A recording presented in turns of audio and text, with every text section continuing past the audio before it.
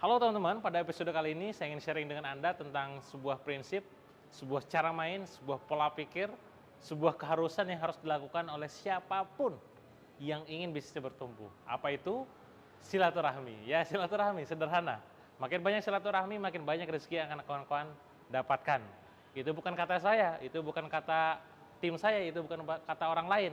Itu adalah hadis Rasulullah SAW. Ya, makin banyak silaturahmi, makin banyak rezeki yang akan kawan-kawan dapatkan.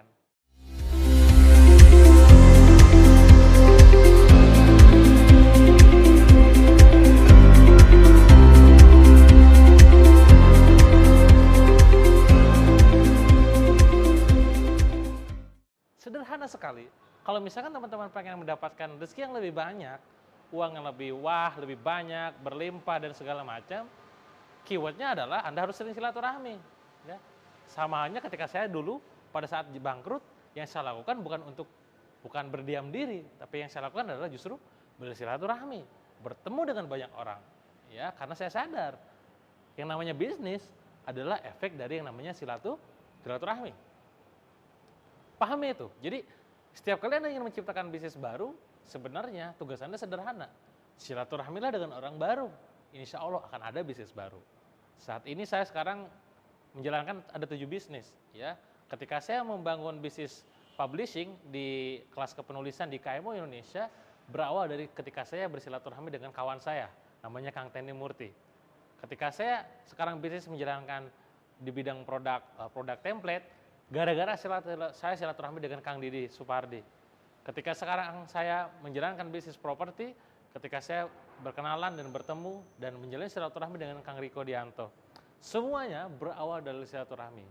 Dan bahkan yang terakhir kali ketika saya membangun bisnis di bidang kosmetik, ketika saya bertemu lagi dengan kawan lama saya yang juga itu merupakan klien lama saya, yang namanya Mbak Erlin. Semuanya berawal dari silaturahmi. Artinya apa teman-teman semua? Kalau kawan-kawan semua pengen income-nya lebih banyak lagi, rezekinya pengen berlimpah lagi, ayo giatkan silaturahminya. Ya, kemana aja Kang? Ya jelas, yang sudah terputus sambung lagi. Ya, keluarga terutama, jangan sampai Anda punya masalah dengan keluarga. Ya, kalau mereka punya salah, Anda maafkan. Kalau Anda punya salah, Anda minta maaf. Sesederhana itu. Terlihat memang kayak sederhana ya, tapi kenyataannya di lapangan tidak semudah itu. Tapi coba Anda komitmen kan untuk melakukan itu. Coba maafkan kesalahan orang lain, ya. Anda minta maaf sama mereka, ya.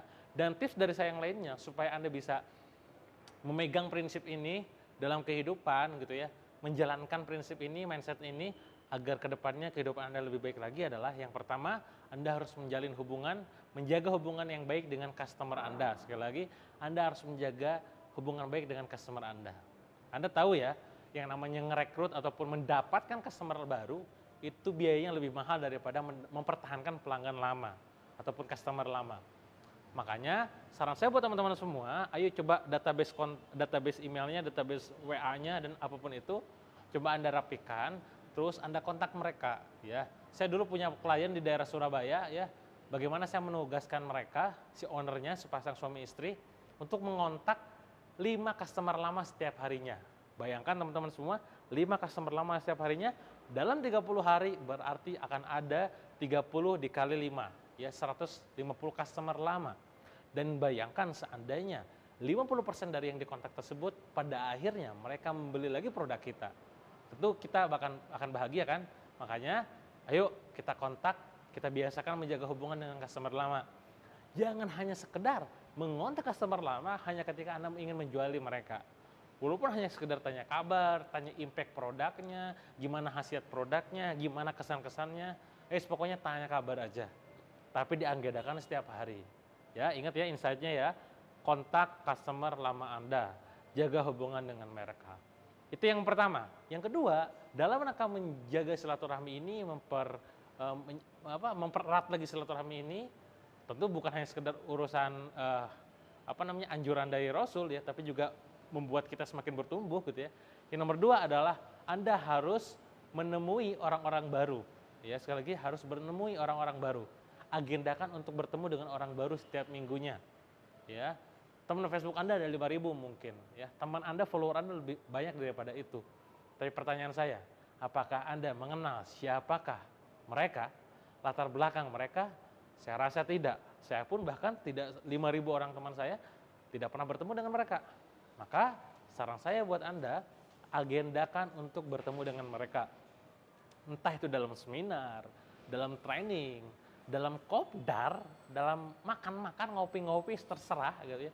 Alhasil diagendakan dengan teman lama ya. Karena bisa jadi ada peluang baru. Kang, ini yang benar teman lama atau teman baru? Terserah ya. Keywordnya adalah Anda harus bertemu dengan orang. Intinya Anda harus bertemu dengan orang. Teman lama atau teman baru terserah. Teman baru bisa jadi ada peluang baru, teman lama bisa jadi ada peluang yang memang Anda bisa garap bareng-bareng, sama kayak saya. Teman lama, saya garap kosmetik, teman baru, saya garap properti. Akan ada selalu ada peluang. Ya. Itu nomor 2. Jadi, temui orang-orang baru atau teman-teman lama. Ya. Yang ketiga adalah Anda harus menjumpai dan minta wejangan kepada mentor Anda. Ini dalam rangka Anda menjaga silaturahmi dengan dia juga. Ya, tujuannya kalau tadi yang pertama tujuannya untuk repeat order, ya, mengontak teman lama gitu ya. Yang nomor 2 tujuannya untuk mendapatkan leads baru atau peluang-peluang baru. Yang ketiga yang ini Anda harus menjumpai mentor Anda dalam rangka untuk men-scale up bisnis Anda, ya. Minta wejangan ke dia, apa sekiranya harus kita lakukan, ya. Apa yang seharusnya kami perbaiki setiap harinya dan seterusnya. Karena mentor Anda akan selalu tahu dan melihat sesuatu yang tidak dilihat oleh Anda. Sama kayak saya, ketika saya menjalankan bisnis, mengurusin bisnis gitu ya, mengurusi bisnis, ketika mentor saya ngomong, terkadang omongan tersebut tidak pernah saya pikirkan sebelumnya. Ya, misalkan ketika saya berpikir bahwa semuanya harus kita buat produknya sendiri, mentor saya bilang, ngapain buat produk sendiri? Nanti buang-buang waktu. Kamu fokus ke bisnis aja, bangun tim, cari orang yang mau buat jual produknya lewat platform kamu, open platform dan seterusnya. Itu hanya akan datang dari mentor. Ya, artinya apa? Anda harus punya mentor dan agendakan untuk bertemu dengan mentor Anda tersebut. Ingat teman-teman semua, menjaga silaturahmi, ya, semakin mempersering silaturahmi, insya Allah akan semakin memperbesar, memperderas aliran rezeki yang masuk ke kita. Jadi setiap kali Anda merasa bahwa rezekinya merasa kurang, ya, jangan sampai sih ya sebenarnya ya. Jangan sampai ketika Anda merasa, ini mah Allah gini, gak adil, jangan sampai seperti itu.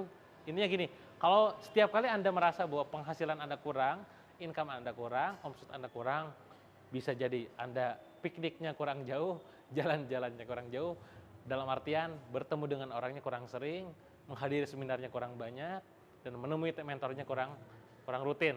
Coba agendakan, temui mereka, mentor Anda, teman lama Anda, teman baru Anda, dan orang-orang yang menjadi customer Anda dalam bisnis Anda gitu ya. Itu mungkin dari saya, semoga bermanfaat. Silahkan praktekkan, agendakan mulai sekarang. Bulan ini mau silaturahmi ke siapa? Oke? Mau ke siapa? Mau ke siapa? Kalau Anda mau ke Bandung, saya tunggu di Bandung. Terima kasih, itu dari saya, dan sampai jumpa di video berikutnya. See you.